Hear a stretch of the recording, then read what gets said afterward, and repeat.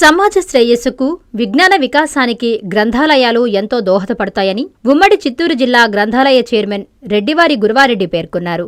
శ్రీకాళహస్తిలోని ప్రథమ శ్రేణి శాఖ గ్రంథాలయాన్ని ఆయన ఆకస్మికంగా తనిఖీ చేశారు. గ్రంథాలయంలోని రీడర్స్కి సంబంధించిన రిజిస్టర్ను ఆయన పరిశీలించారు. అలాగే కాంపిటేటివ్కు సంబంధించిన బుక్స్ ఎన్ని ఉన్నాయో నిర్వాహకుల్ని అడిగి తెలుసుకున్నారు. ముఖ్యంగా విద్యార్థులకు అవసరమయ్యే పుస్తకాలన్నింటినీ గ్రంథాలయంలో అందుబాటులో ఉంచాలని అధికారికి చైర్మన్ సూచించారు. పీవీఎన్ చారి పాలిటెక్నికల్ కళాశాల రిటైర్డ్ సీనియర్ ఇన్స్పెక్టర్ విద్యార్థులకు చైర్మన్ చేతుల మీదుగా ఉచితంగా లైబ్రరీ మెంబర్షిప్ అందించారు. గ్రంథాలయ అధికారులు లావణ్య, హరికృష్ణ గురువారెడ్డిని ఘనంగా సత్కరించారు. గ్రంథాలయ భవన పరిసరాలను ఆయన పరిశీలించారు. రానున్న రోజుల్లో గ్రంథాలయాలను మరింత అభివృద్ధి పరుస్తామని హామీ ఇచ్చారు. ఈ కార్యక్రమంలో మినల్ రవి, డాక్టర్ ఉమేష్, సోయండి ఈశ్వర్రెడ్డి, ఎంఎస్ రెడ్డి, మురళి, వెంకట సుబ్బారెడ్డి, రాధాకృష్ణ, ప్రధానోపాధ్యాయులు టి వెంకయ్య, ముని సుబ్బారెడ్డి, రాధాకృష్ణయ్య, విద్యార్థులు, పాఠకులు పాల్గొన్నారు. గ్రంథాలయాలనేది చాలా పవిత్రమైనది. ఎందుకంటే ఈ యొక్క సమాజంలో దేవాలయం, గ్రంథాలయం, క్రీడాలయం, వైద్యాలయం, విద్యాలయం ఐదు సమానం. వీటిల్లో ఏవైనా ఒకటే, ఇవన్నీ ఉంటేనే సమాజంలో ఒక మంచి క్రమశిక్షణని, ఒక ఆలోచనల్ని రేకింపజేసేదే విద్య అనేది. విద్య అనేది దొంగలెత్తబడదు. ధనం మంచిగా ఎంతో నేర్చుకుని వెళ్ళచ్చు, మరి అదేవిధంగా విద్యార్థులు ఉంటే వెళ్ళచ్చు. కానీ విద్య అనేది దొంగలించబడినట్టు. మరి గ్రంథాలయాన్ని ఏ విధంగా వాడుకోవచ్చు అంటే బ్రహ్మాండంగా వాడుకోవచ్చు. ఆ యొక్క న్యూస్ పేపర్ ఇప్పుడే చెప్పారు హెడ్ మాస్టర్ గారు కూడా, ఆ యొక్క గుడి ఎదురుగా దేవుడు కదా ఇంటి మీద చదువుకున్నామని. అంతకుముందు జీరామరావు పార్కులో ఉండేది గ్రంథాలయం, బ్రిడ్జి తర్వాత అక్కడికి మారింది. మేమంతా కూడా కాలేజీకి వెళ్ళేటప్పుడు కూడా న్యూస్ పేపర్ చదువుకొని కొన్ని కాంపిటేటివ్ బుక్స్ అనేవి కూడా చదివేవాళ్ళం. మరి ఈరోజు గ్రంథాలయాల్లో చదివిన వాళ్ళే కాంపిటేటివ్ ఎగ్జామ్స్ కంటే పోటీ పరీక్షలు ప్రిపేర్ అయిన ఐఏఎస్ అయిన వాళ్ళు ఉన్నారు. సివిల్ సర్వీస్కి ఎంపిక ఐఏఎస్, అదేవిధంగా గ్రూప్ 1 సర్వీస్కి ఎంపిక. మరి విద్యార్థులు కూడా ఒక క్రమశిక్షణగా దీన్ని అలవాటుగా మాత్రం ఒక గంట సేపు గ్రంథాలయంలో, మీకు బాయ్స్ స్కూల్ చాలా పెద్ద స్కూల్, మరి అక్కడ నుంచి చాలా వాకబుల్ డిస్టెన్స్, అంటే 50 మీటర్లో గ్రంథాలయం ఉంది.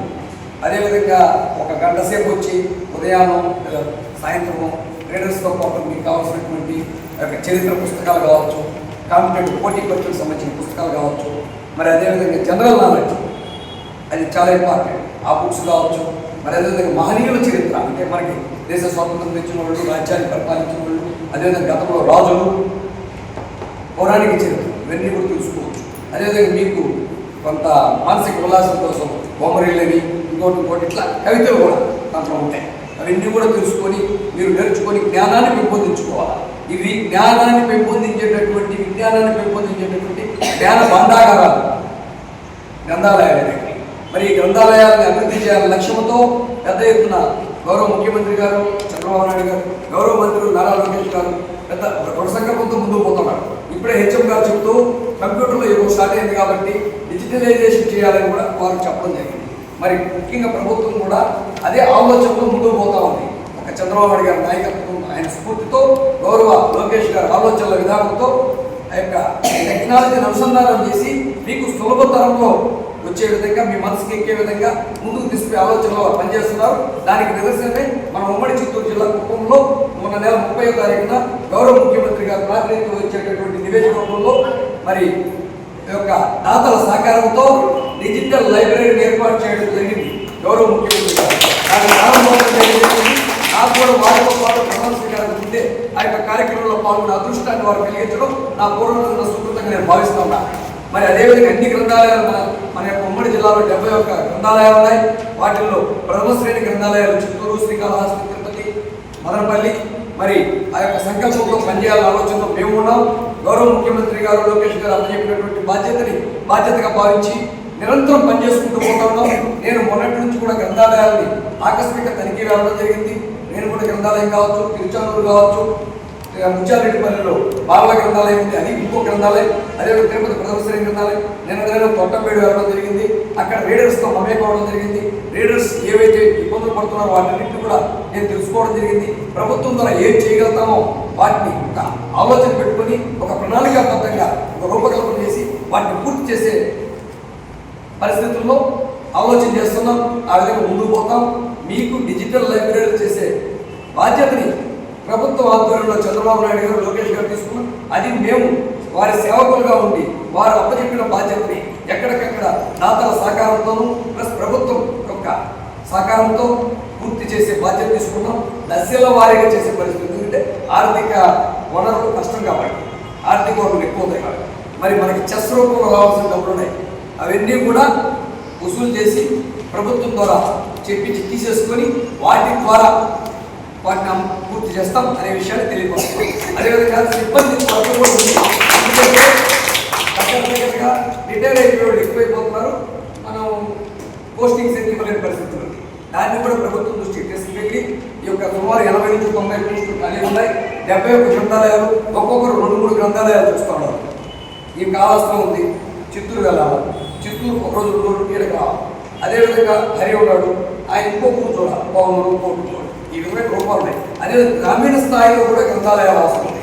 ఆ విషయాన్ని మేజర్ విలేజ్ అంటే పెద్ద విలేజ్ ఉండేటికి మండల కేంద్రాల నుంచి గౌరవ ముఖ్యమంత్రి గారికి కూడా నేను చెప్పడం జరిగింది.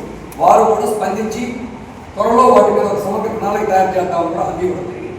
మరి అదేవిధంగా చెప్పుకుంటా పోతే హై స్కూళ్ళల్లో కూడా ఆ యొక్క చదువుకునే విద్యార్థులకు ప్రభుత్వం ద్వారా మేము ఒక ఆలోచన కూడా చేయాలని మేము కూడా వస్తాం. హై స్కూల్కి ఒక గంట సేపు పీరియడ్ మనకి అన్ని యూనిట్లు ఉండంటే గ్రంథాలయాన్ని కూడా ఒక పీరియడ్ పెట్టి ఏదో కొన్ని పుస్తకాలు చదివితే మీకు జ్ఞానం పెంపొందించబడుతుంది అనే ఆలోచనలో ప్రభుత్వానికి కూడా ఈ విషయాన్ని తెలియపరుస్తాం.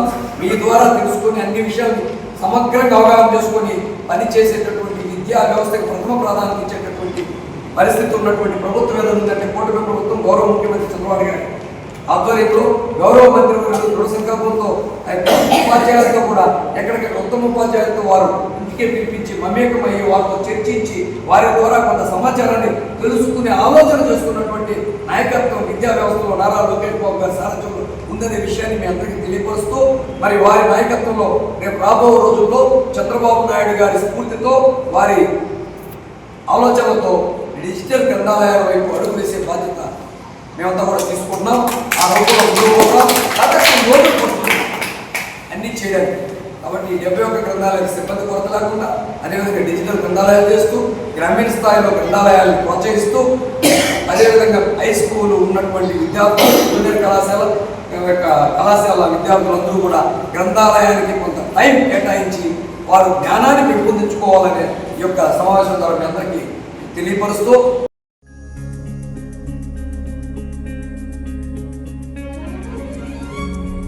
పెద్దమ్మాయిలాగే చిన్నమ్మాయి పెళ్లి కూడా గ్రాండ్ గా ఎలా చేద్దామని ఆలోచిస్తున్నారా? అవును, వాళ్ళిద్దరు నా 2 కళ్ళతో సమానం కదా. మరి ఇంకేం, అంజనా ఇన్ఫ్రా ప్రాజెక్ట్స్ లో చేసిన ఇన్వెస్ట్మెంట్ తోనే మన పెద్దమ్మాయి పెళ్లి చేశాం. అవునుగా, మరి అలాగే చిన్నమ్మాయి పెళ్లి కూడా చేసేద్దాం. అంటే అంజనా ఇన్ఫ్రా ప్రాజెక్ట్ లో మళ్ళీ ఇన్వెస్ట్ చేద్దామంటవా? మళ్ళీ కాదు, మళ్ళీ మళ్ళీ. మా కార్యాలయం చిరునామా GR orchid, door number 26-1-1920, flat number 40, opposite Krishna Chaitanya college, mini bypass road, Gomathi Nagar, Nellore. Phone number 8978978936. Anjana infra project నమ్మకమైన సంస్థ, విశ్వాసమైన లాభాలు. మన ఎంపికే మన భవిష్యత్తు. Hi Nilor, please subscribe to N3 TV.